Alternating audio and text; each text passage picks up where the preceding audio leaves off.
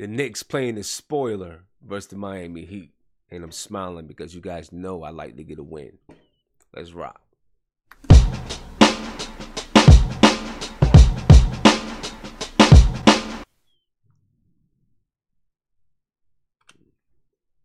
Who would have thunk it? Who would have thought? Knicks get a 30-point win over the Miami Heat. And the Miami Heat are fighting for a playoff spot. Fighting for a playoff spot. And they let the Knicks beat them by 30. That's interesting. That's not something that I'd expect from the Miami Heat. Not with Pat Riley and them guys up there. I wouldn't expect that from the Miami Heat, but it happens. And the Knicks young guys showed out tonight. I like that. They showed up and showed out. Yeah, Angel. Where the Tanks the Wanks is at? Where they at? Where the Tanks the Wanks is at? I know some people mad, right? The Knicks can't even tank right. They can't even lose right. They can't lose when they're supposed to lose. That's what the Tanks the Wanks is saying right now. But that's all right. That's cool. Y'all can say it. I'll take the win. You know what I'm saying? I'll take the win because it's not going to matter much in the end anyway, in my opinion. I think we would end up being at that 9th spot anyway. I think that's where we're going to be. Anyway, regardless. That's just what I think. You know what I'm saying? We were even the 9th spot in the EA basketball league with the Knicks. We had the 9th pick there, right? And I do want to talk about that a little bit. I didn't put it in on the topics. I should have put it on the topics, but that's cool. That's something interesting. I'll be checking it out and seeing what it is. Whatever it's called.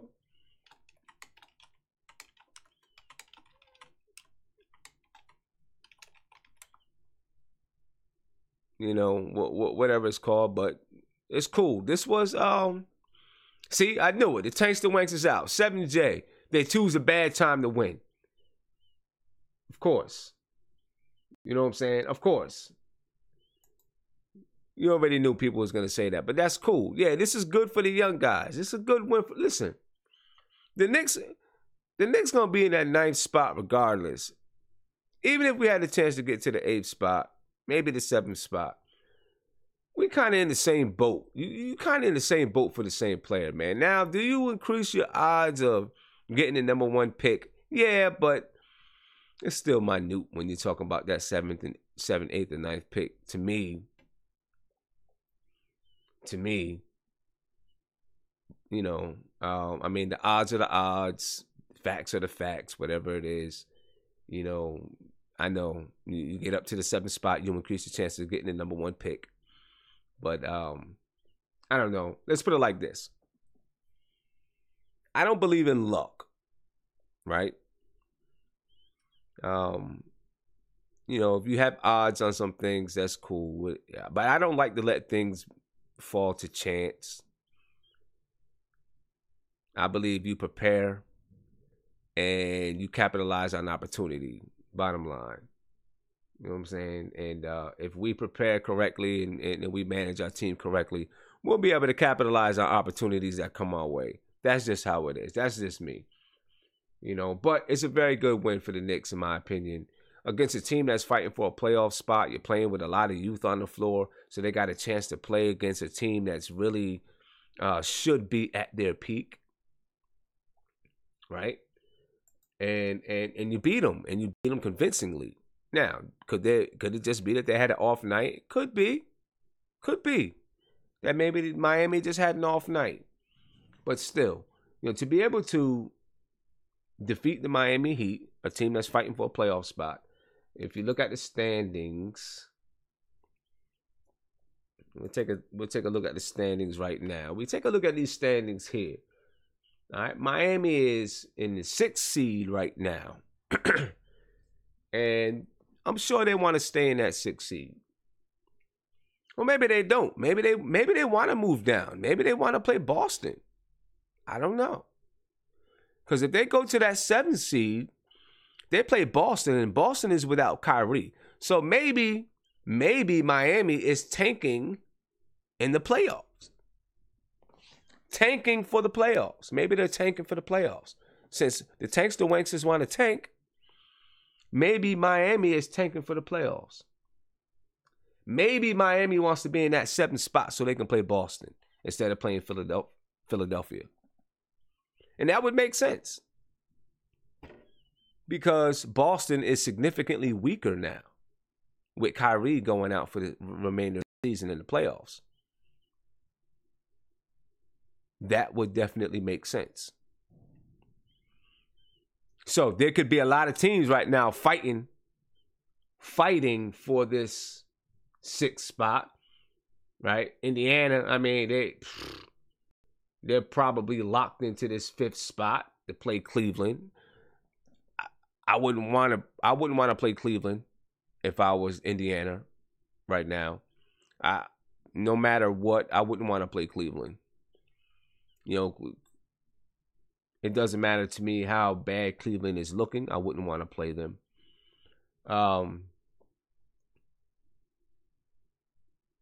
Miami right now slated to play Philadelphia. Philadelphia is playing really well. They've won 13 in a row. They're on their way to their first 50-win season in a long time. And then, right now, Milwaukee is slated to play Boston. And Boston is hurt. They're hurting. You know, Kyrie is out for the remainder of the season and the playoffs.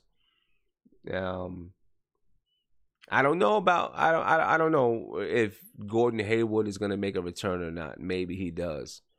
But even if he does make a return, then, it's going to take some time for him to work himself back in. I don't know.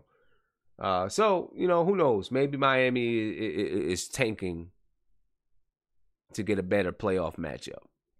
But whatever it is, the Knicks got a good win tonight. I don't think that Miami is doing that. I'm just speaking off the cuff here a little bit. But whatever it is, I like getting this kind of win for the young guys. You know what I'm saying? I think it was a good big night for the young guys. Let's take a look at the we'll take a look at the stats and whatnot. But it was a very good game for the New York Knicks, in my opinion. A good game to win. All right, so we're gonna pull these stats in here right quick.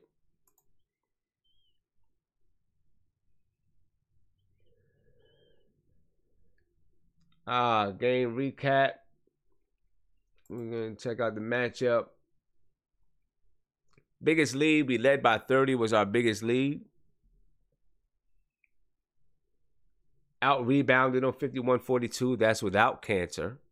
Right? 33 assists on the night. That's how you want to play. 33 assists. Miami had 20. We had 7 steals, 5 blocks. Miami had the same. We only had 12 turnovers. We've been taking care of the ball lately. We've been taking care of the ball. We had a couple games here and there. Had a couple games here and there where we weren't taking care of the ball. I'm speaking lately. But for the most part, we've been taking care of the ball. We shot 50% from the field. Miami shot 39.8. 48.6% from 3. We shot 37 threes tonight. 37 threes tonight. Miami shot 27 threes. They were 7 for 27. 25.9%. We shot 21 free throws. That's a lot better than what we've been doing.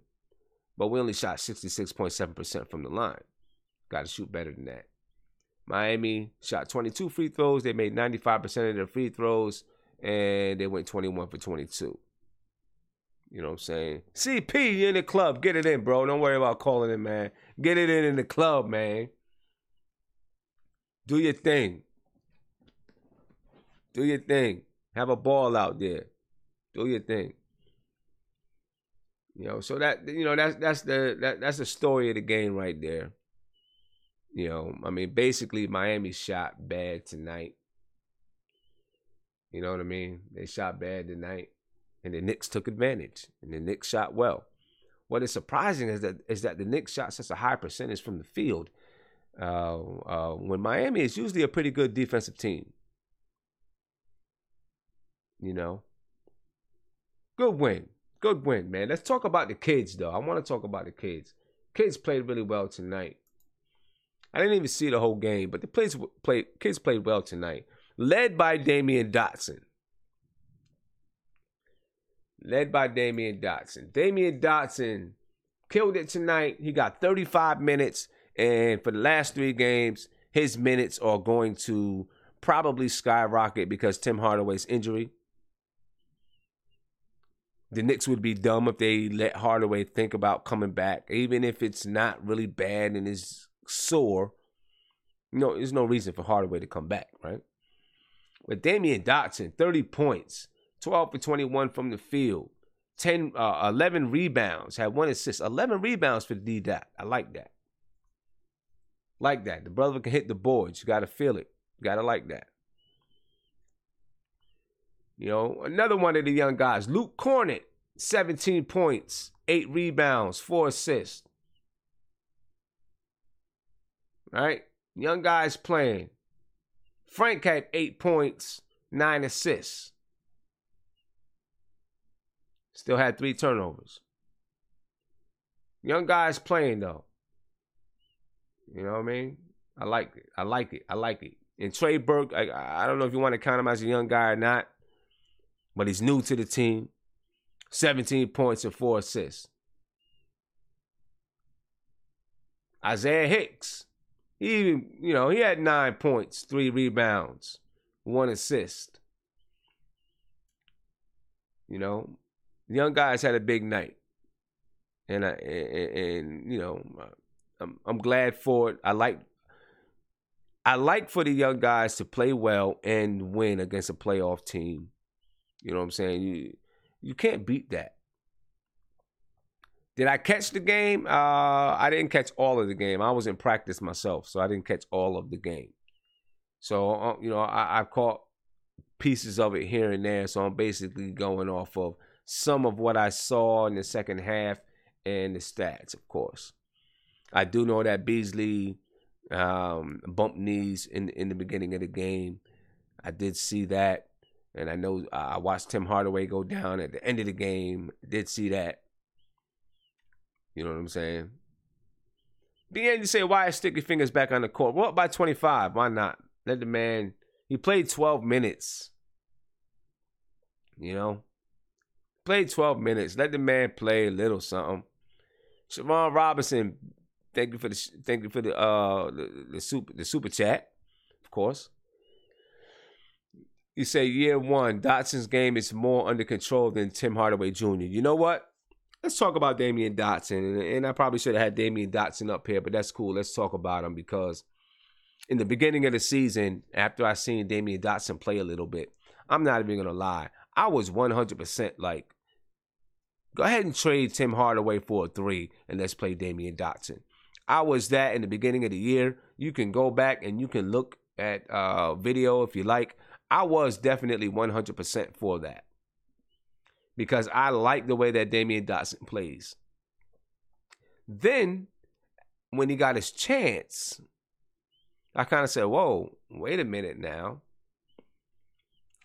Because, he had his chance and he didn't produce. He didn't produce, when he got his chance. He was maybe it was nerves. Maybe it was because maybe it's just because he's young, But I love his game.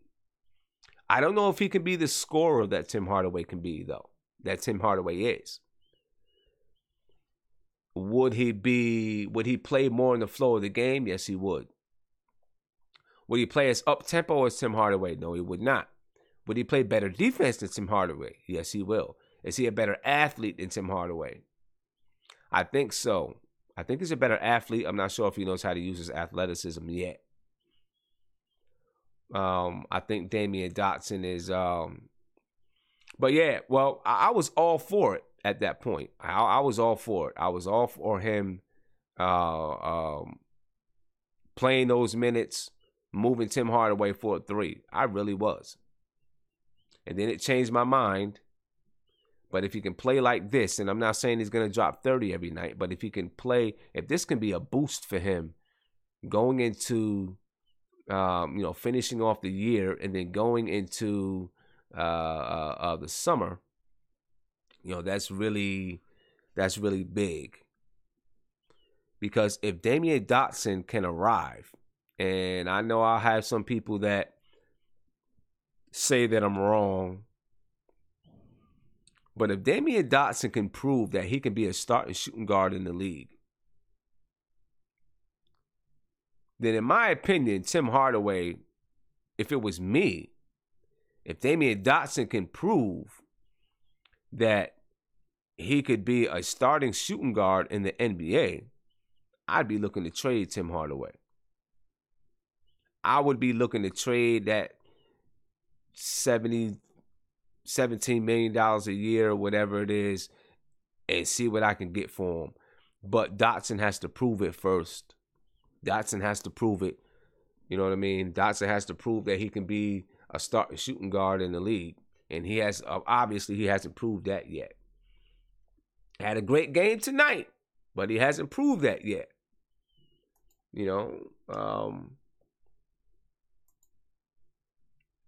Big shout out to Marty Knicks for the super chat.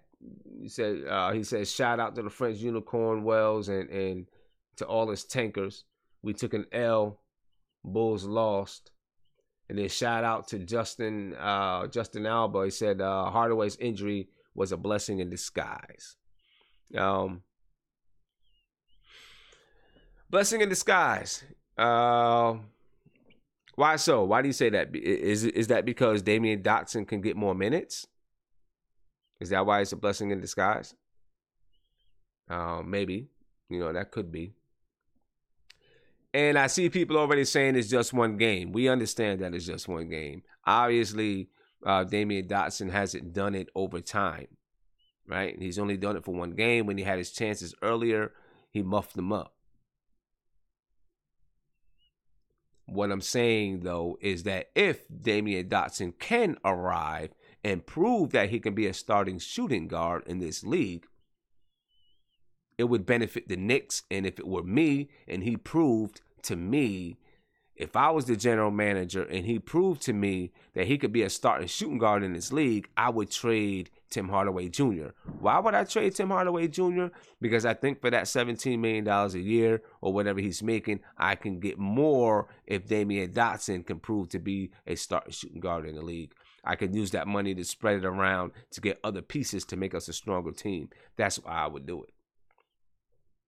Because I, for one, don't think that Tim Hardaway is a game changer. I do like the game that he played later in the season. And he's been playing a lot more under control. I'm not going to front. He's been playing a lot more under control. He's been taking better shots. Shots a little bit more in the offense. Sometimes he goes outside of it. But for the most part, lately, Tim Hardaway has been playing a little bit more in the offense. You know what I mean? So I'm not mad at Tim Hardaway. I'm not mad at him. Not at all. But I do not think that Tim Hardaway is a game changer. You know what I mean? That's what I'm saying. And if we had a shooting guard, now let's see what happens next year when we have a legitimate three-man and Tim Hardaway can go back to playing the two. You know what I mean? We'll see what happens then.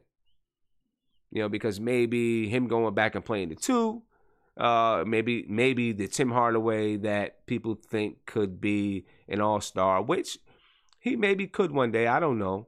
But maybe that Tim Hardaway arrives when he goes back to playing the two. I think, he was asked to play outside of his game. And to his credit, he played outside of his game with no complaints at all. No complaints at all. You know what I'm saying? So I definitely have to give him that. Without a doubt.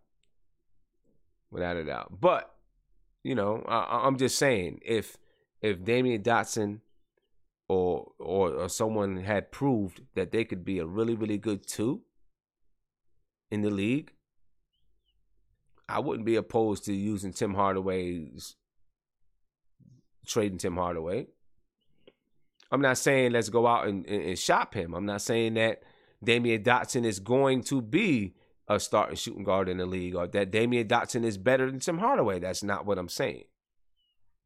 What I'm saying is I don't think Tim Hardaway is a game changer, and that if we had a legitimate 2 that could play in that position for less money, Damian Dotson is making a lot less money, and you can use that $17 million a year to spread it around and bring in more pieces, or bring in someone or 1 or 2 people that have the potential to be even better, whatever it is, however you used it, or you packaged it, to get another big time player or something like that, then I would do it. That's what I'm saying.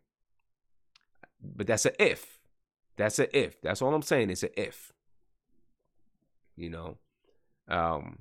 an if.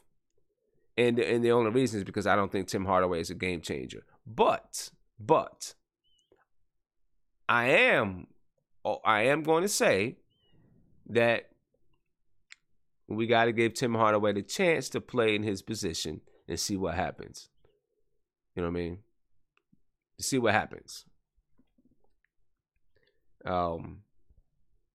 Because he's been playing out of position for the whole season. For the whole season. I see someone say, Alawaji says, $17 million is cheap for a shooting guard. Cheap for what kind of shooting guard?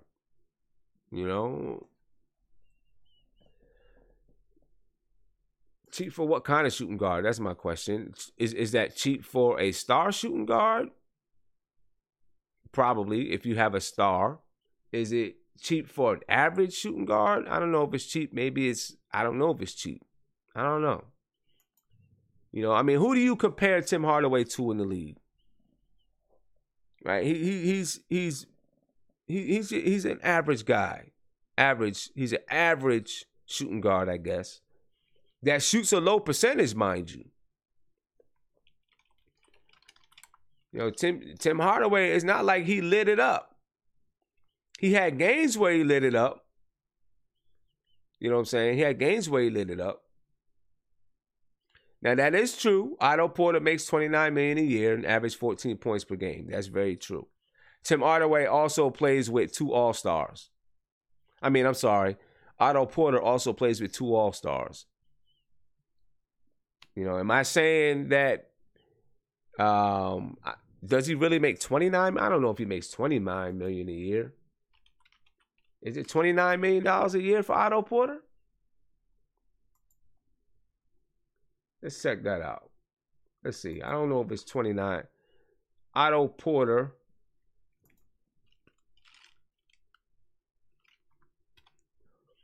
Let's see. Otto Porter. Yeah, you're right. Otto Porter's making $24 million this year. He'll make $28.5 in 2021. So yeah, he's making a lot of money. But they also, you also got Bradley Beal, John Wall on the team too. So, that maybe that's why he's averaging 14 points per game.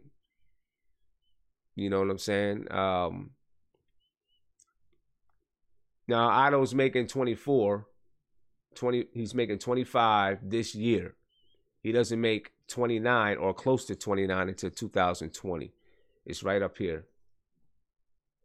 And you can see it. But hey, that's it is what it is. Otto Porter also plays a different position. Otto Porter is also a much better defender. And he's also playing with 2 All-Stars. So, that definitely makes a difference. Because if he wasn't playing with 2 All-Stars, and I believe he's the youngest of the crew, I don't know. Let's check that out. Otto Porter was born in 93. Let me see, if he was born in 93, I don't know, what is he, 20, 25? About to be 25 years old. I believe he's younger than the both of them. He's definitely younger than John Wall, and I believe he's younger than Bradley Beal.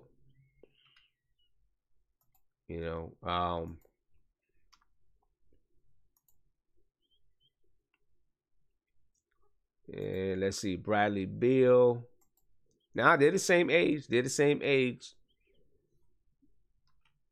See right here, Bradley Beal is, he's a little bit younger, actually. A little bit younger. So, but still, Otto Porter is a different situation, than Tim Hardaway Jr. Does Tim Hardaway Jr., I mean, if you look at their stats, you would definitely see, a few different things. Tim Hardaway shoots, 42% from the field as a shooting guard, and as one of your, sorry about that, I don't know what happened there. As one of your primary scorers, Tim Hardaway Jr. shoots 42% from the field, 31.3% from three. That's you've got to look at that. That means, to get that 17.5 points per game, he's shooting some shots. 42% from the field. When you're talking about, you say Timmy can average 25 and 5, maybe, but he's got to shoot better than 42% from the field. He's got to shoot better than 31.3% from three. You know what I'm saying? You say Hardaway doesn't have John Wall setting him up. Why is this a bashing session? I'm not bashing him. I'm not bashing him at all. I mean, that's stats right there. These are stats. He made these stats, not me. I didn't make them. He made those stats. He put up them numbers. I'm not bashing the guy. I'm just comparing him to other shooting guards. And I'm just saying what my mindset would be if I was a GM. That's all. Now, does he have threes covering him? Maybe he does. Maybe he has opposing threes covering him. And that length, maybe it hurts him a little bit. But I don't think that he is a game changer. He's a good player. It ain't bad at the two. I disagree. To me, 42% is not good. There's guys in the NBA that shoot 42% from three. Come on, man. Come on. 42% is not good. To me, it's not good. To me, it's not good. And I'm not bashing Tim Hardaway. As a matter, if you had listened before I started talking, I was talking about, the whole conversation came about what I would do if I thought that I had a suitable replacement for Tim Hardaway Jr. If I thought that I had a suitable replacement, then I would not be opposed to trading him and using that $17 million in a more efficient way. If I had a replacement for him, if I had someone who I thought maybe they don't give me 17 a game, maybe they give me 14 a game, and it's still young, and I can pay him $3 million a year, and I can use Tim Hardaway's money to get some other pieces. That's what I was saying.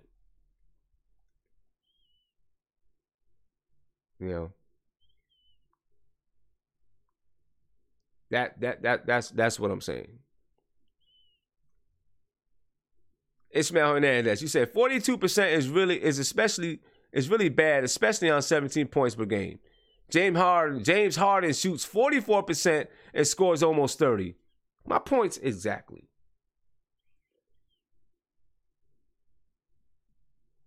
My points exactly. Tim Hardaway. Now, but I am going to always preface it because, I don't want it to make it like I'm bashing Tim Hardaway. right? I am going to preface it by saying that Tim Hardaway has been playing out of position. He's never played the three before. He's not a three man. He needs more. He doesn't have the length of a three man. He's 6'6", playing against guys that are 6'7", 6'8", maybe 6'9" sometimes. That can definitely affect your shot. That makes it a little bit harder to get open off of the things that you do, the things that you like to do. It does. And, he had a horrible start to the season. Started playing well. Then he got injured. And when he came back, he wasn't playing well. He was off and on. And then he got better.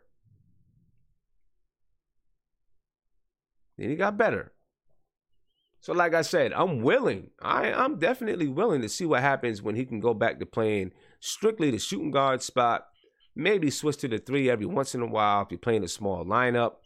But, primarily play that shooting guard spot and see what he can do then. If he shoots 42% again, I think he has some issues. You know what I mean? So no, I'm not bashing Tim Hardaway. I'm just talking about ideas, and I'm just talking about possibilities and probabilities and possibilities and all that good stuff. French Unicorn, big shout out, man. You say mad love, send mad love back to you, my brother, for real. Big shout out for the super chat. You give a shout out to Marty Knicks. He's the king wankster. Woo, Marty, he came at you, bro. Give a shout out to Tony Crow, BN, Ishmael Hernandez, Siobhan, CP the artist. Much respect. Said Cornet is a keeper. Sign him. Dotson looked legit. And finally, Frank played well. Cornet is a keeper. He is. I think he's a keeper for sure. Well, let's finish talking about this Tim Hardaway, and then we can get back to. Then we can talk about Cornet. Otherwise, you said if we let Lee dip, we have Dotson to back him up at the 2. Then we'll see. Yeah, that's probably what's going to happen. I think. I'm with you. I think that's probably what's going to happen. Lee is probably, they'll probably use that $12 million that they're paying Lee to, make a trade. Maybe try to get Lee to a championship contender. Get a couple of pieces with that $12 million a year. And then, let Dotson back up Tim Hardaway at the 2. I could see that happening.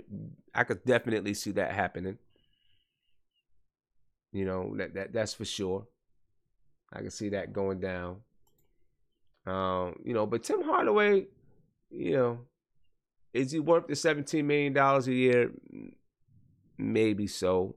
I think he's got to get those percentages up. That's just my opinion. If you're a shooting guard, man, if you're going to be a good shooting guard in the league, you got to get those percentages up. If not, if you don't get those percentages up, your defense has to be tough. My opinion. Your defense has to be tough. You know what I mean? Your defense has to be tough. You got to do a lot of other things on the floor. He does some other things on the floor. Everyone complains about Frank shooting the 3. Frank shoots 31% from 3 too. Same as Hardaway. He's a rookie. Now, Hardaway shoots a lot more 3s, so you got to take that in consideration. But Hardaway's got to get those averages up for sure. You know what I'm saying? Usually not taking calls this early, but since it's my man Tony Crow, I'm going to take this one. All right? I'm going to take my man Tony Crow because, he's an OG on this show. You know what I mean? So I got my man. Let me get it up here. What's popping, man? How you feeling?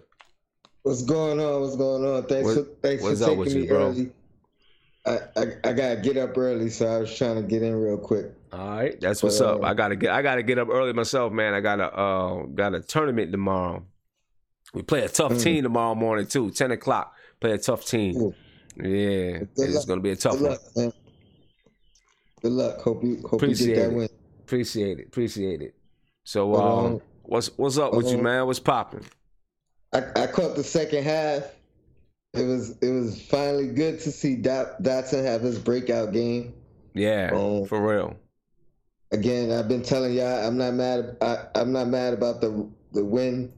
I don't care about the record. I think we're gonna get some luck this year, regardless. So okay, let's just hope. Let's hope that's what's going on. Yeah.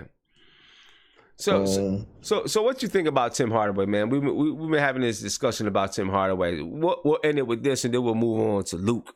But I mean, I'm not trying to bash Tim Hardaway, not at all. I understood exactly what you were saying. I mean, I doubt he'll be traded, but if anything to improve the team, I'm not. You know what I mean? I'm a Knicks fan. Mm-hmm. Yeah, so right, for sure, right. That's what I care about. But in his defense, like you said, he's been playing out of position, going back and forth between him and Lee at small forward. I think he's still improved tremendously from definitely from the last time he was a Knick. I think he's improved from last year as well. Because you got to think last year with Atlanta, he didn't have the same role, right? You know, so he went from being a bench player, and I won't even say a six man. I'm going to say a bench player to a starter. So that's a big change. But I think he's good. I still think we overpaid for him, but you know what I mean. I'm over it. He's still producing. When we got a guy like Noah on our team, right. You know, I can't really say anything about somebody who's on the floor and producing. Yeah, I put in the text in the chat. He had two of the worst slumps I've ever seen as like a fan of basketball, and they both was in this year. Yeah. And right. And he still brought his percentages back up to respectable numbers. So I think he'll be good. I think he'll have a breakout year next year, honestly. Okay. I hope so, man. He's got if he's got to have a breakout year. Yeah. You know what I'm saying? If we plan on, I mean, I know we don't plan on doing anything next year, but if he's going to be if he's going to be part of the future, he's got to have one of those years that he finally breaks out and he feels confident about it. You know what I mean? I think right now he probably feels like he's on the verge of breaking out. Then he had an up and down season due to injuries and all that kind of stuff. You know, exactly. Rocky start at the beginning of the season. He probably feels like he's on that verge, though. Yeah, I honestly think he is. I think he worked out with a lot of the greats this past summer. Uh-huh. And I think I seen quotes from D Wade last summer. I seen quotes from LeBron last summer. I seen quotes from Melo last summer. And all three of them were raving about his improvement. Okay. So I mean I think this year was basically it was just a lot of stuff thrown at him that he wasn't. Like you said, the injuries. You know what I mean? The shooting slump. Yep. You know. As soon as he got good, he got hurt. Yep. Came back. And came back, I think, shooting good, and then hit another slump, and then Yeah. But right now, I at him. Yeah, and he's had to take on a lot more responsibility this year than he's ever had to before, right? Yeah. You know, he's always been your third option, coming off the bench or something like that. This year he's had to deal with a lot more. That's why I'm saying, I'm not saying let's go out and shop him. Some of the people in the chat think I'm saying let's go out and shop him. I'm not saying that. That's what you're saying, and I'm not saying that. If you feel Dotson, like you can't feel it from one game, but if he shows that he can replace Tim Hardaway, then absolutely. Yeah, right. You know what I'm saying? There's Then, nothing wrong with that. because that's a cheaper option. If he came out there, he showed that he could be that man. He'd have to show it more than just the last 3 games of the season. He'd have to do Yeah, it absolutely. going into next Next year. year, and then at like the trading set down, they're like, you know what, Dotson can replace him. Let's use Hardaway to bring in more pieces. You know what I mean? It'd have to be something like that. He'd have to prove that he could do it. Absolutely. You know, he'd have to prove. But Luke Cornett played well. And look, and from Luke Cornett, you're not gonna expect 17 points or whatever he had, 8 rebounds, whatever. I don't know if he had 8. I don't remember. You're not gonna expect that from him every night, right? But because he's a role player and he's a rookie. But He's another one. But he's a guy, man, that I think he's a keeper, like Frank's Unicorn just said. He is a keeper, and he is a guy that I think he's a piece that we need because he spreads the floor. Yep. I seen in the fourth quarter, I think it was, Frank penetrated and kicked it to him. His dunk got blocked, but then he hustled back down and got a block on the other end. Yep. You know what I'm saying? And, you know, he doesn't look like he has the kind of athleticism to get blocks and things, but he does get blocks. And he can rebound the ball. He is a guy that you can use. His scouting report was block shots and hits threes. Like, yeah. instead of, like yeah. He's definitely a keeper. I honestly wouldn't be mad if the Knicks came back with the same team minus, like, you know, little adjustments here, and whomever our rookie is. I don't expect any type of big trade or anything like that anyway. Right. Yeah, we just gotta rock with what we got, and you know, if something is available to improve, we take it. If not, we develop. Yeah. And that's been my only issue all year, because our young guys didn't get to develop, and even when they showed potential, it seemed like Jeff would go the opposite direction in the next game. I see somebody in the chat say Jeff ain't gonna play Dotson next game. He probably won't play Dotson next game. Knowing him, he probably start Courtney Lee. Because Tim Hardaway went down, he'd probably start Courtney Lee. I don't know. He might have no choice because Beasley went down too. Or he probably start Courtney Lee, start Frank, Trey Burke. I don't know what he's gonna do. I can't tell you, man. Who knows? The point is, if he didn't play, we wouldn't even be surprised. We'd be mad, but we wouldn't be surprised. We wouldn't be surprised, right? Because that's his MO. That's his MO. But shout out to the chat. Shout out to you. Have a good night, man. Keep doing what you're doing, man. All right, bro. Peace, man. Yeah, for sure. The young guys got it in. Yeah, so, you know, I'm not bashing Tim Hardaway. Just want to follow that up. Not bashing the man at all. You know, not bashing him at all. But Luke, I know Emmanuel C disagrees with me. You know, or I'm not going to say he disagrees with me. He wanted to wait and see what Luke can do. You know, because we all, you know, jumped on the bandwagon when he had that first good game against Toronto. But I believe that the kid is Steve Novak 2.0. I really do. You know what I'm saying? I think that he can be lights out from 3 like Steve Novak was. When Steve Novak let it go, you almost knew that thing was going in. And I feel like that with Luke. When Luke lets it go, I feel like it's money.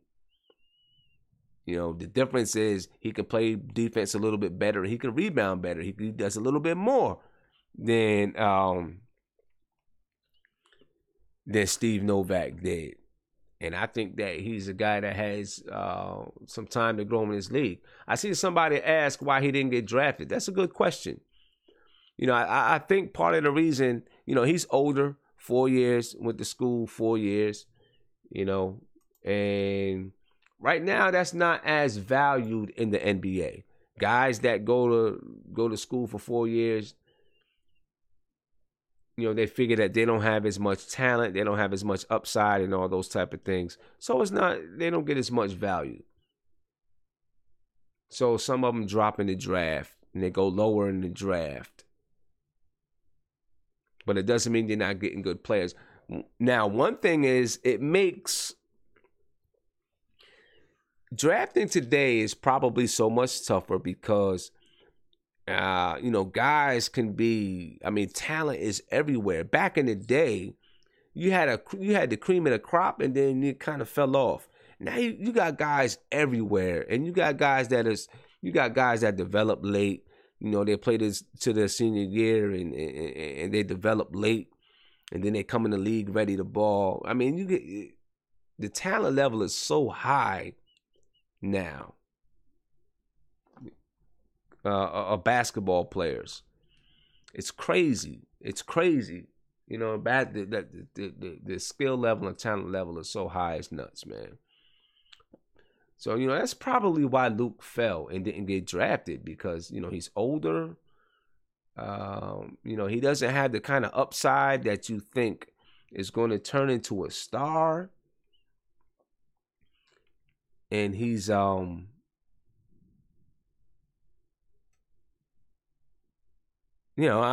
think that's basically it. And people are GMs, teams, managers, whatever. Everyone's looking for that guy that they can pick out of the crew, pick out of the group to say that they found that next star. Not so that they can say it, but so that their team can be better. You know what I mean? And they can hopefully find that next star. And sometimes you just got to pick the role player. And I guess nowadays you wait until that second round, or you find those role players from prospects who haven't been drafted. You know what I mean? But he was definitely a good pickup. His stats, from three, this year doesn't say what you would think. He shot 27.9% from three in the NBA, but we all know that he's not a 27.9% shooter. You can see it, it. That is what he does. And I think, as long as he stays in the league, he does the things to stay in the league, this kid will end up being a 40% three-point shooter, in my opinion. You know what I mean? He will. He'll be Steve Novak 2.2, 2.0. Now Novak, yeah, Markel's fault. Funny name. Novocaine. He had a dope name. Steve Novak had a dope name. I don't know if you can get a Luke Cornet. I don't know if you can get that kind of a name. Novak, hey, he did the discount. Double check. You call him Novocaine. I don't know what we can do with Luke. Somebody will come up with something. A lot of creative people out here. Somebody will come up with something. Luke Cornet. I don't know what his nickname would be. But I think he can be Steve Novak 2.0. And I like him. I don't think this is going to be the last that we see of him. You know what I'm saying? Not at all. So, we talked about the youth. Frank had a good game. 8 points, 9 assists. Now, I mean, so you said he's not automatic. No, not yet, though. But, there was a time when Novak was a rookie. He probably wasn't crazy automatic like that. I think that Cornet can become automatic, though. The green Cornet.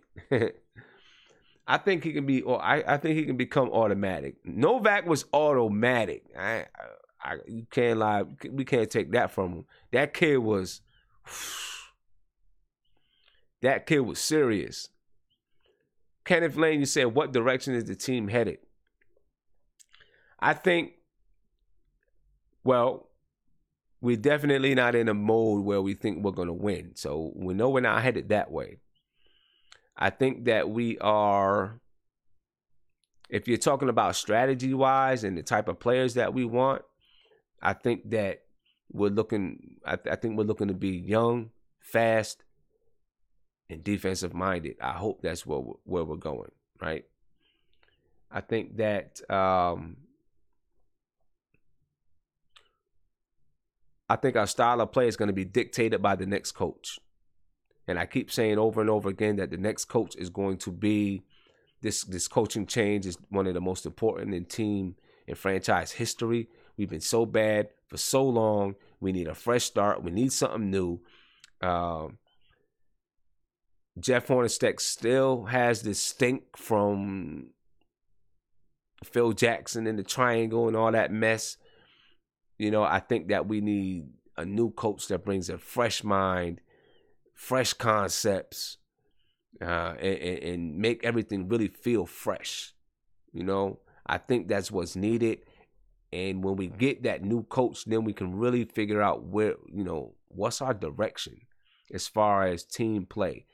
If we're talking about philosophy and building, then I think it's basic. We're going young. We want to be young, 25 and under, guys that are going to play hard, night in, night out. We want to play fast. We want to play up and down the floor.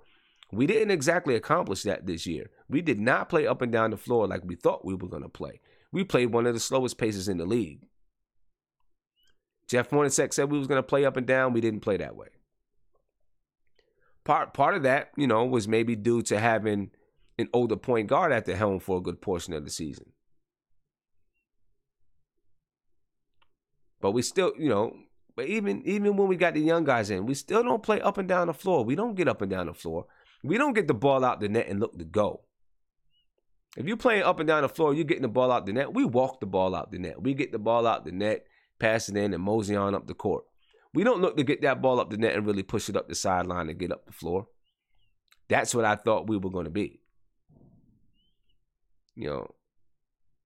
So the direction, the way that the team plays, I think, is going to be dictated by the next coach. But I still think the philosophy right now is to bring in young players that are strong, fast, plays defense, and plays hard every night. Right? And then as we get those players in, we start crafting our style with the coach. The coach would then say, we want players that are young, strong, fast, and plays defense, but we also want guys that shoot three. So get a player that's young, strong, fast, plays defense, and can shoot three. We want guys that can go to the basket. Get a player that's strong, fast, plays defense, and can go to the basket. Right? We want a point guard that's heady. Whatever it is, that coach will then decide the style of play. So that's where I think our direction is, which I probably explained nothing. I probably basically said we don't have a direction right now. I guess we're still choosing, and it's going to be based on the coach, what kind of coach we get, and then we can look at what our style of play on the floor is going to be. So let's talk about the Walking Bucket Show. My man Michael Beasley is going to have a new show.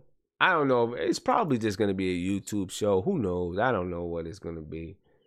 It's Michael Beasley. It could be anything. You know what I'm saying? But he's going to have a show called The Walking Bucket Show. And who better from the New York Knicks to have a show than Michael Beasley, right? Nobody better. That's an interesting dude. He's an interesting dude. I'm gonna show you just a little clip. This is the Walking Bucket Show right here with Michael Beasley. Right? So just a little clip from Beasley and the Walking Bucket Show. What's up, people? Welcome to the Michael Beasley Show. Don't really know how to hold the microphone, so how I started. What's up? This is with our first guest, Troy Williams. You're going to get to know Troy a little bit. Let's get right into it. First question of the day. Troy, why is that your name? It's what my mom named me. Did she tell you that? Yeah. A nickname came up. So I want you to tell us who Scottie Trippin is. I got the nickname Scottie Trippin from John Lucas, senior, when I was working out with him in Houston since I was a sophomore. He always said I had similarities to Scottie Pippen, but I was never 100% Scottie Pippen. So John Lucas being who he was, he called me Scottie Trippin. Oh, so you Scottie Trippin. Scottie Trippin. I don't know why I'm so close to the camera. High flyer, athletic, above the rim kind of guy. Who's your favorite dunker? Who influenced you? Nobody. I can't really say nobody. Ooh, wrong answer. Should have said Michael Beasley. I didn't really have watch a lot of basketball. I didn't have access to it growing up. So what I did was I was in my backyard and I just keep trying to jump and touch the rim. Once I finally got to touch the rim, we had this big tree in the backyard. And there's this one branch that I could never get. So I always just kept jumping until I was able to touch it. And I just kept building from there. Gave him the answer and he still got it wrong. Do you remember in your basketball career, ever, the first person you ever dunked on? 9th grade, my Uncle Boo's Sportsplex, and I was almost kind of new to the dunking thing, and I seen him underneath the rim, and I just jumped, and as I jumped, he jumped, body to body, and I dunked it. Who is your least favorite person on the team? Least favorite? I don't really have a, I don't have a least favorite. So there we go. Michael Beasley. Michael Beasley got little show. Looks like it's probably going to be a YouTube show. You know what I'm saying? Something that they're doing for fun. That's pretty cool, right? But I guess my question is,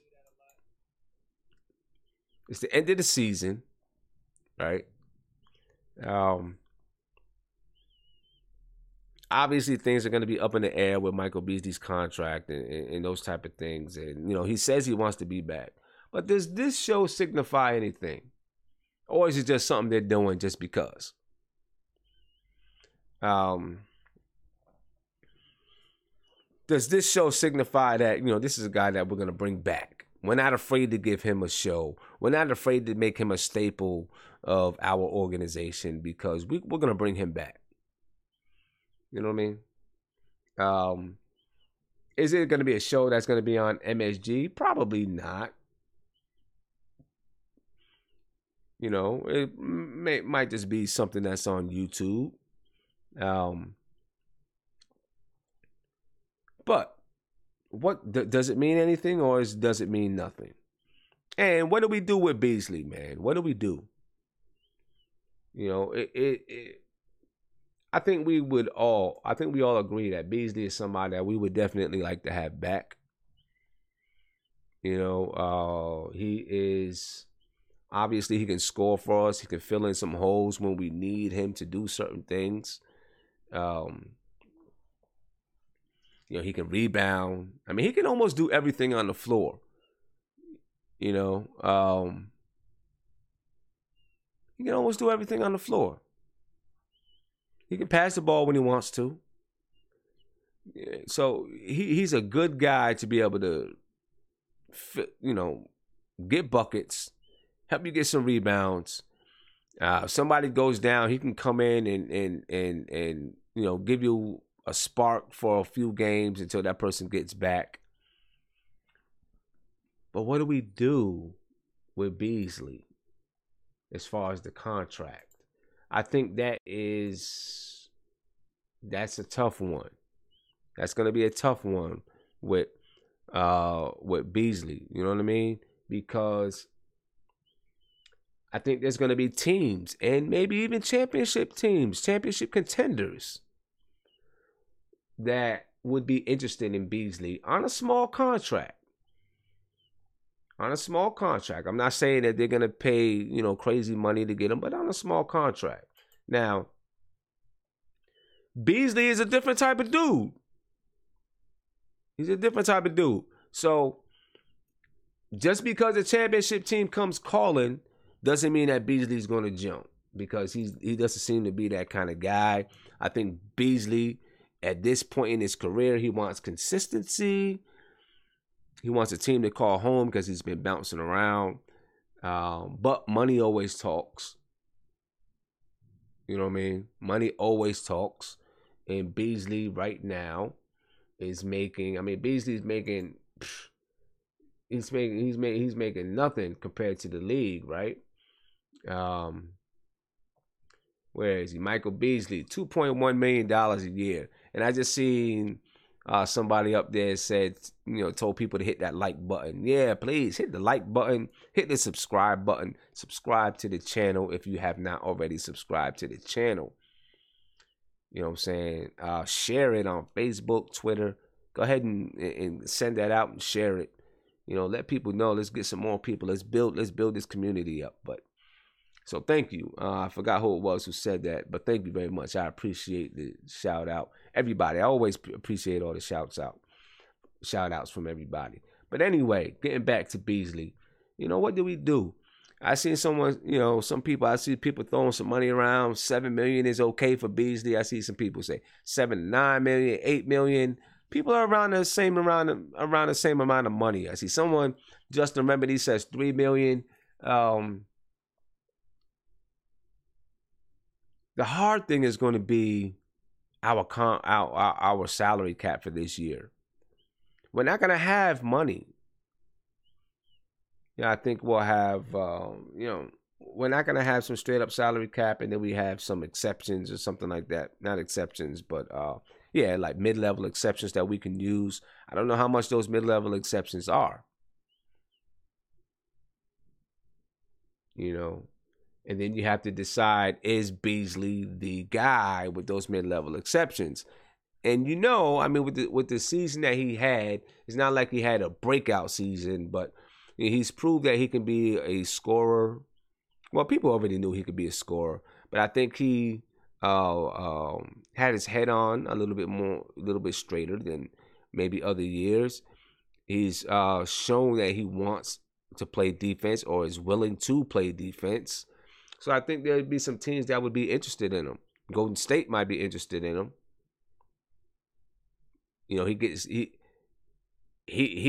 Golden State could be a threat. If we really want to keep Beasley, Golden State could be a threat because his boy, Kevin Durant, childhood friend, is there.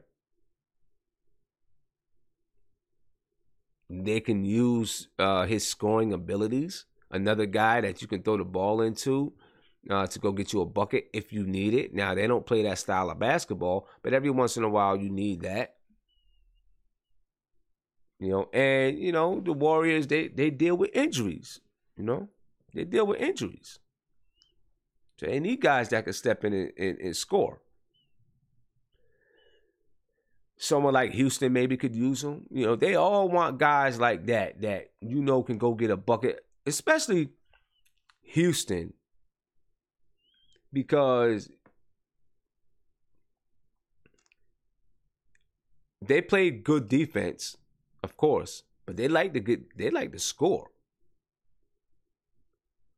You know what I'm saying? They like to score. So ABN, you know what? You say they're not going after a guy that doesn't that can't defend and doesn't play within the offense, but you got to remember this. And this is why guys that you don't think will fit into a team like Golden State or San Antonio, why they end up working is because those teams have a culture. And if you go to one of those teams, you've got to fit into them. You know what I mean? You got to fit into them if you want to stick around and you want to be part of that. And so players will change some of the things that they do to fit into them. Believe it, they will. They will change to, they'll change their style of play because they won't have a choice, right? They won't have a choice. You got to understand. You got to understand that. Wayne Peoples, you should be quiet. Thank you. They don't have a choice but to change their style of play. And when you have a good coach will know when.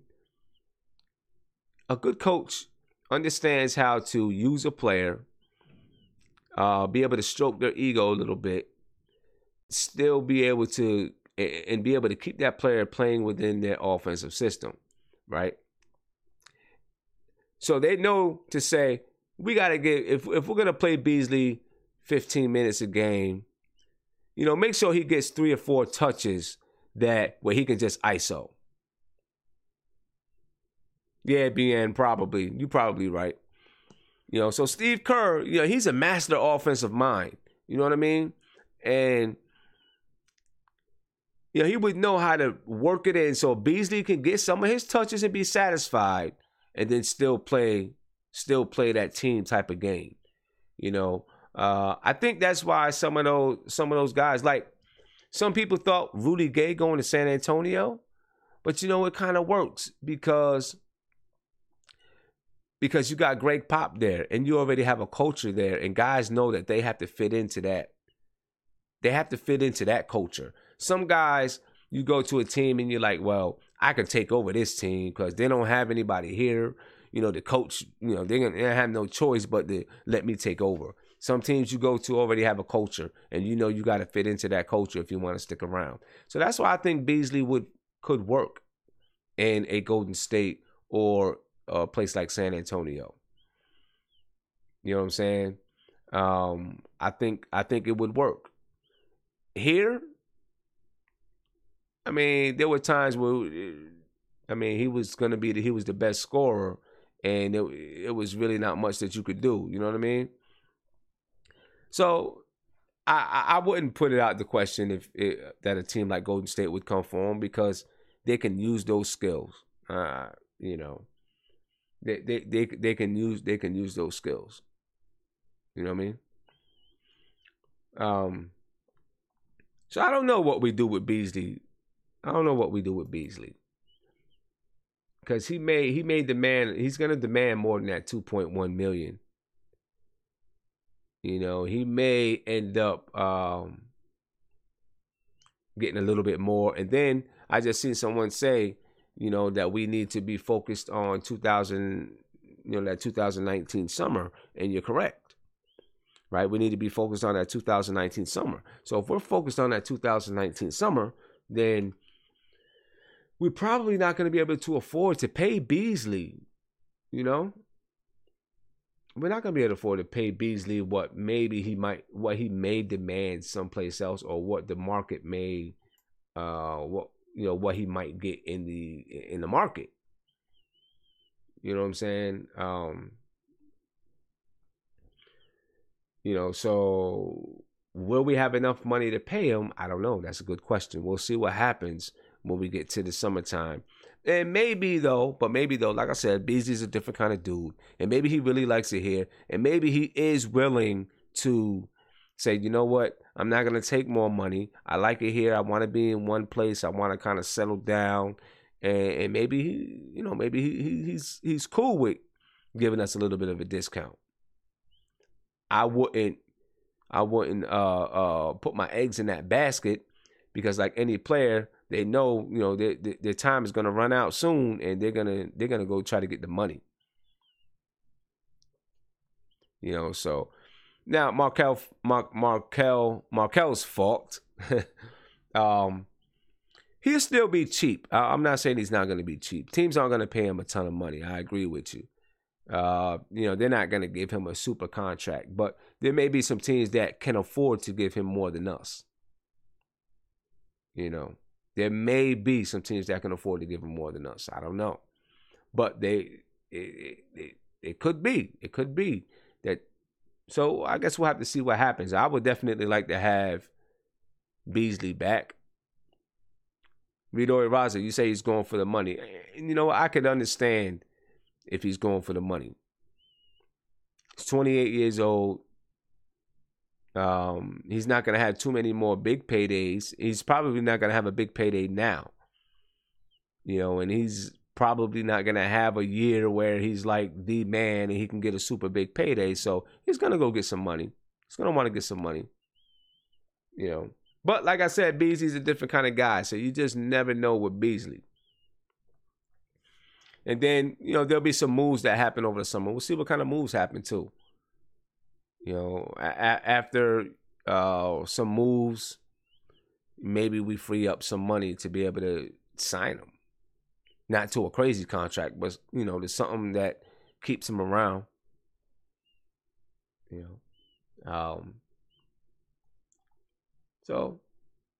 But Beasley is he seems like someone said earlier, he seems like a good guy to have around. 3 years, $15 million, I think that's fair. I think something like that is fair. The problem is, I don't think we're going to be willing to go 3 years. Right? Because anything past 1 year eats into our 2019 cap space. You know what I mean? It eats into our 2019 cap space. So I don't think they're going to go 3 years. I think they'll probably go if they next year. I think if they really are, if they really do want to be players in the 2019 free agency, then anything that they do this year is going to have to be a 1-year deal, unless they know that they have some other moves that they can make to free up more money. So see how that goes. My man BN is tired of talking about Beasley, so we're going to move on because BN is tired of talking about Beasley. All right, so we're going to go ahead and move on and just about to the end of the show. But let's talk about this LeBron billboard. You know, people out here, it's like we go through this. It's like we go through this every other year. Whenever LeBron James is a free agent, you know, and we start to, you know, oh, LeBron James, this, that, and the other thing. I'm gonna tell you right now, I'm really not with it. You know, some people might call me stupid. Some people might call me crazy. That's cool with me. But I'm not with it.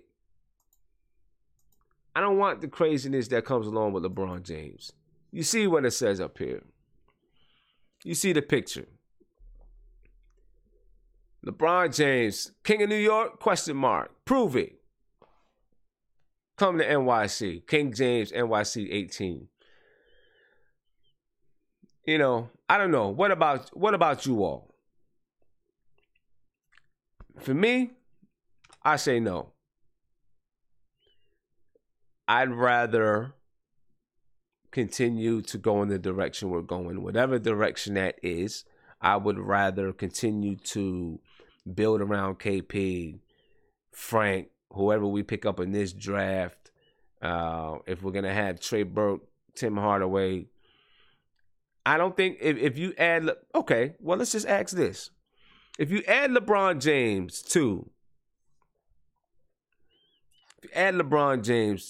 Trey Burke, Frank,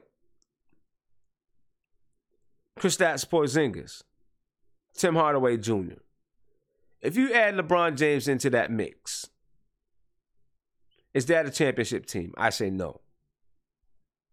I don't think it is. What do you think? Do you think that's a championship team? No, MSG didn't put up the billboard. Some fan put up the billboard somewhere.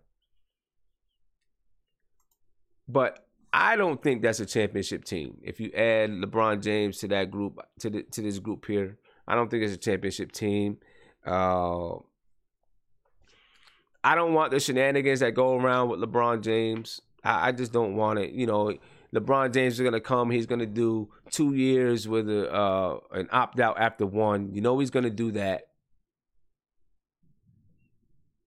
You know what I'm saying? You know he's going to do that. And then you're going to have to, you know, we're going to have to go through every year trying to figure out how to keep LeBron on the team. Then you gotta have the right coach, because if you don't have the right coach, then LeBron James is going to try to take over. Ron Cleveland, call back, please. Then, you know, he's going to take over. So you got to have the right coach, a coach that can deal with his personality, a coach that can deal with his ego, the coach that can deal with the drama that comes along with him. You think you have media now?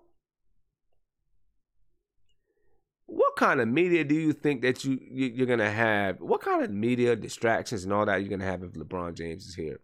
I'm just not with it. You know, I do not think that having adding LeBron James to this team makes us a championship contender. I just don't. I don't think it makes us a championship contender. I see BN says we would go to the finals. I don't know. Maybe. Is Cleveland going to get to the finals this year? If Cleveland doesn't get to the finals this year, then how can you say that with LeBron, the Knicks would get to the finals? You know what I mean? I guess we'd have to see. But then he's going to be what? LeBron is 33 now, and he's going to turn 34 next year. Now, he doesn't show any signs of slowing down, I can tell you that.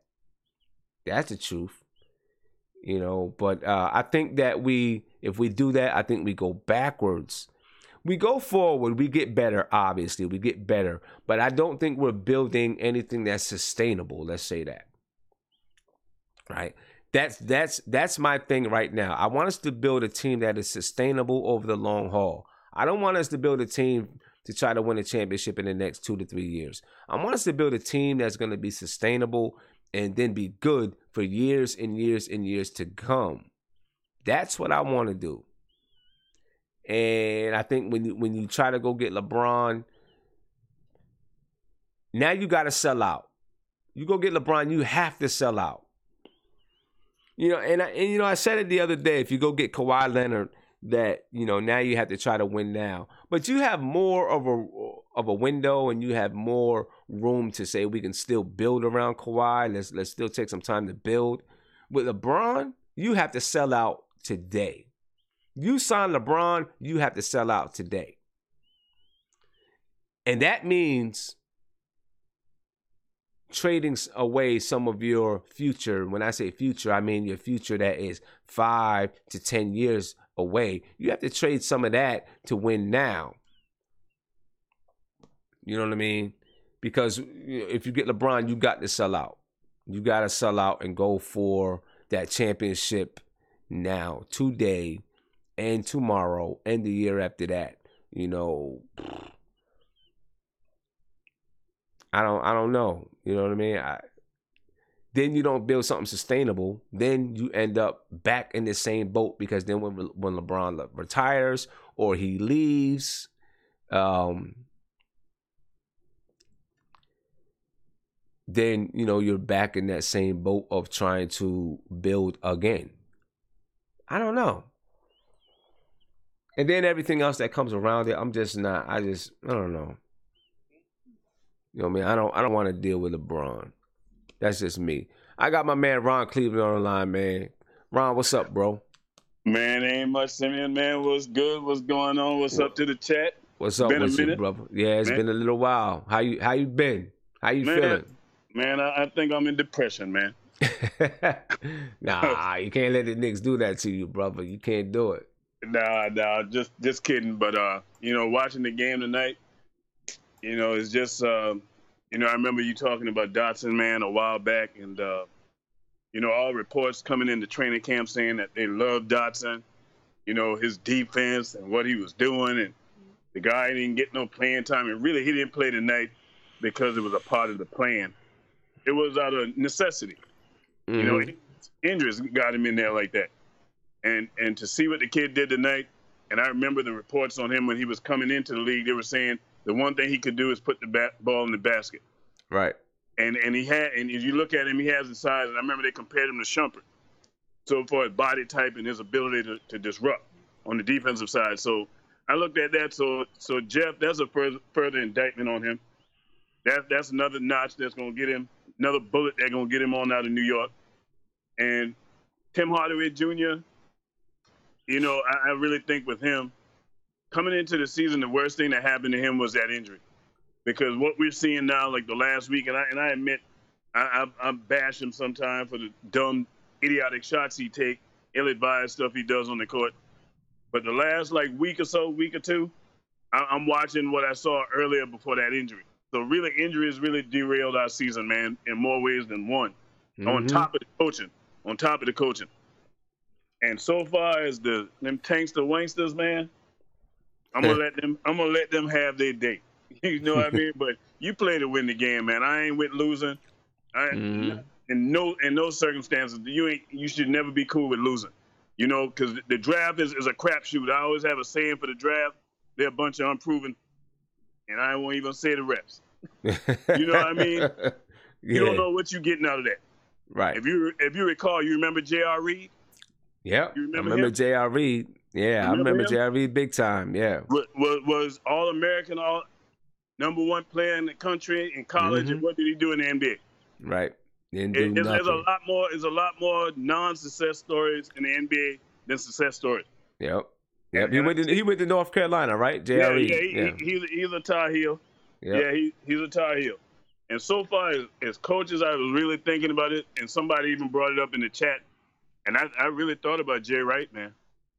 I really thought about the dude, because when we talk about blueprint, and I heard you talking about what's our identity, what it's going to be going forward, you're going to have a good X and O's coach. You got to have somebody who can connect with this younger generation of players. Mm-hmm. And you look at Boston's blueprint, getting a bunch of players that want to play defense. We got a few on the team that play defense. Mm-hmm. So you keep going in that direction, because defense is going to win championships before offense will. Any day in any sport. So when we look at that, man, and I heard somebody say Jay Wright is too old. Well, people would say Coach K is too old, but I guarantee you if he was saying he wanted to come to New York, you would have a lot of people wanting Coach K. You know what I mean? Would. They would. And I think Coach K is older than Jay Wright. Yeah. He's older than Jay Wright. I think. Yeah. And so age you don't put in if you know the game of basketball, you know the game of basketball, man. But Simeon, I had a question for you. Yeah. What do you think going to happen with Tim Hardaway Jr.? Going forward. If Dotson keep playing the way he playing. I'm telling you, if Dotson, I mean, it's one game. He's got to follow that up with some games. Oh, yeah. And we were talking about it earlier. But if Dotson, this is what I would do. If Dotson could prove that he could be a legitimate shooting guard in the NBA, a legitimate starting shooting guard in the NBA, and that would take at least half of next year, then I'd look to move Tim Hardaway. I would. Yeah, I don't have a problem with that. And the reason why we'll finally be able to get some value for a player that we move and not just losing them outright. Mm-hmm. Not only that, you'll get a player in Dotson who you can control a lot longer at a cheaper salary. You can spread that money around. And I saw an article today, they're talking about Enes Kanter talking about possibly opting out. I think that could be the best thing to happen to the Knicks. I love him. I love him. But if he leaves, I can see that being a benefit to the Knicks. And I think the next coach is going to utilize Noah. That's why they have not gotten rid of Noah. And I heard some silly talk about stretching him. That makes no sense when you paid him for a whole year for nothing. I say you bring him back with a new coach. Yeah, because we know Jeff is gone. Noah is a former defensive player of the year, so he's going to bring value to the team. Yeah, they're not going to stretch him. They're not going to stretch him. And if he was going to be truly gone, he would have been gone a long time ago. The minute that happened, that let me know how they really felt about Jeff. The fact that they didn't cut his contract, let him go immediately. Mm-hmm. That let me know right there. That's further indictment. So when I look at everything shaping up with the Knicks, man, is just ready. Is a time, and I agree with you about LeBron, but I will say this about LeBron. I've always said this. Because there's always a debate about him and MJ. Uh-huh. But I will say this. I will go on record, and I said this years ago, talking to some of my homeboys. If LeBron was to come to New York and win a title, in my mind, he will surpass MJ.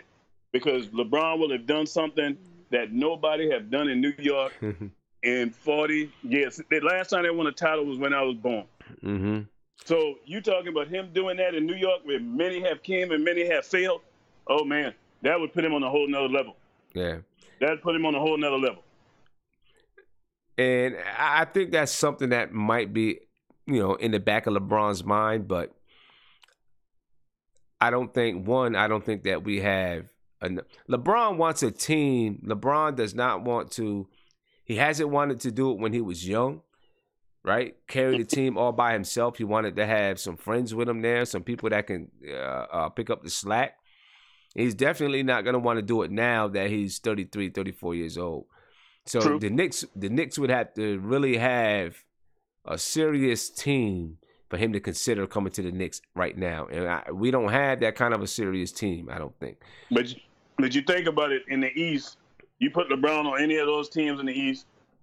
Now, that's true. Coming out the East. They're coming out the East, and nobody in the East is going to stop LeBron. So you bring LeBron on the Knicks. You got KP coming back off injury. You know how he feel about Tim Hardaway Jr., what they were saying about him. You got a young Frank who would acquiesce to LeBron because he's not going to get in the way. He's going to play the game the right way. LeBron liked Dennis Smith Jr. because he knew the guy history. LeBron is a student of the game. LeBron knows Frank is a solid player. Now, 19. And defensively, he's already elite. Yeah. Well, we'll see. Let's see if Cleveland gets out this year. Oh, I don't think. I think because I think if he doesn't carry if he can't carry this team out, I don't think just because he goes to the Knicks that they automatically become a team that's going to come out the East. Because now, would it help KP? It would definitely help KP. I will tell you that. Oh yeah, KP would become so much more better. I truly believe that because he wouldn't have the same pressure on him to score. LeBron would be able to take some of that pressure off. LeBron would be able to help get him open. It would definitely take some pressure off of KP. I don't know. I don't know. I don't know if you sell out the farm to get him. Nah, and that's the only thing that's the only thing I agree with you about in that respects. We went down that road with Melo when we sold the farm. I wish things would have worked out different for old Melo. I got love for Melo, but we've been on this road before of trying to hook our train up to somebody else's caboose and hoping we make it there when we always get rid of players. And if you were to do like just a list, man, of how many players that we have drafted and they've went on other places and had solid careers, might not have great careers, but solid careers. And if you were to put them with a couple of superstars, we would have been straight. So yeah. it's just what it is, man. But Simeon, man, big up to what you're doing, man. Keep doing what you're doing. To the All chat, right, man.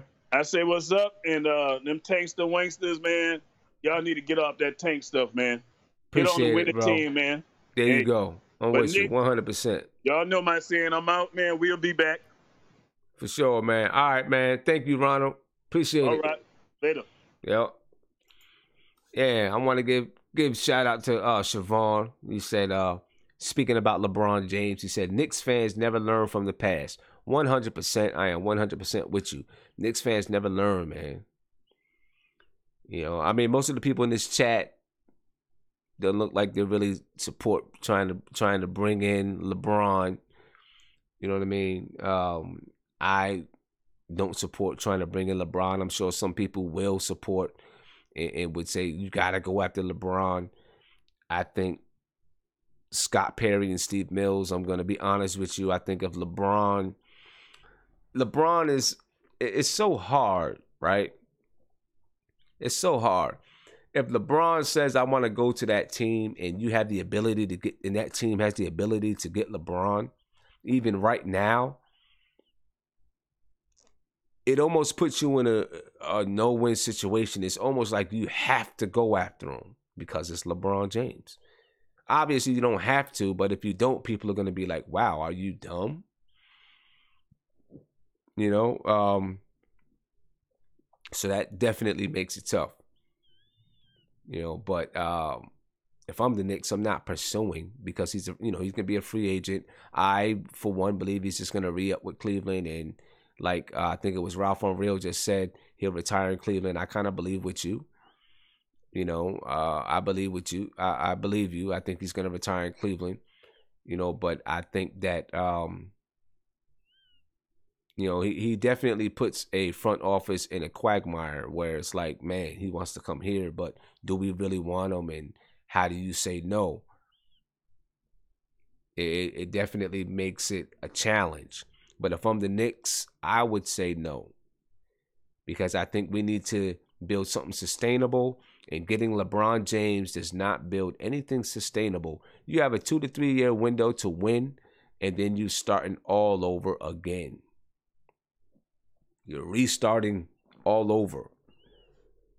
And then there's no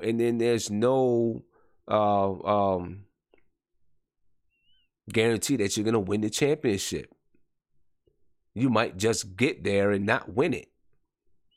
I guess that would be more than you can say for anything else that we've done over the last 15 years, right? That'd be better than anything else we've done over the last 15 years. But I don't know. CP the artist says, if a dime piece wants you, you take her.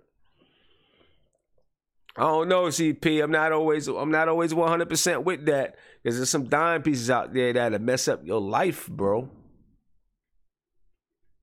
They'll mess up your life. I'm saying you'll have fun for like a couple of months, and then after that, the rest of your life is downhill.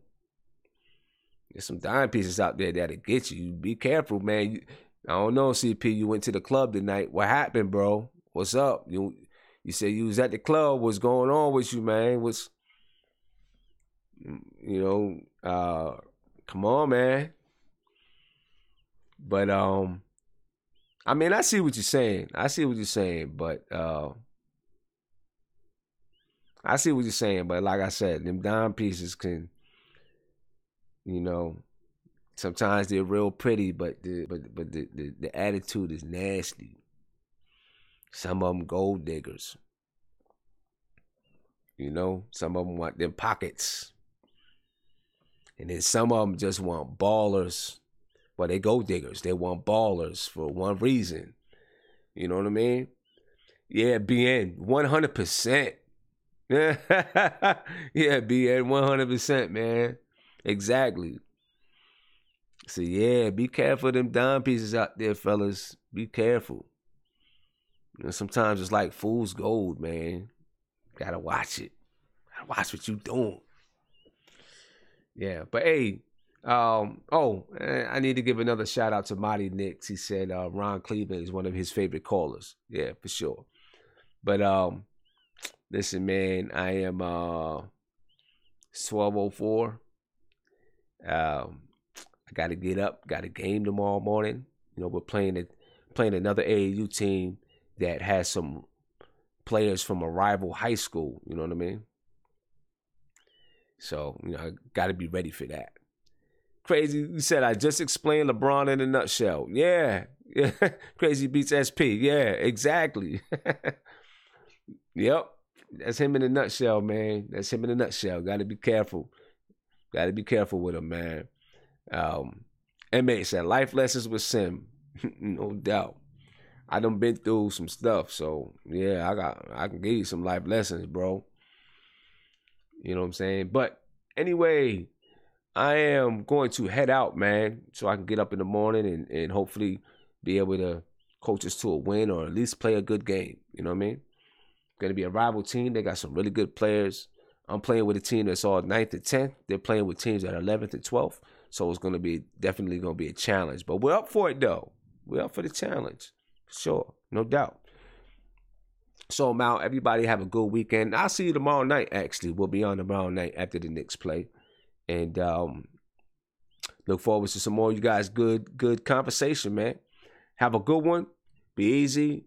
And for those that I don't see, have a great weekend.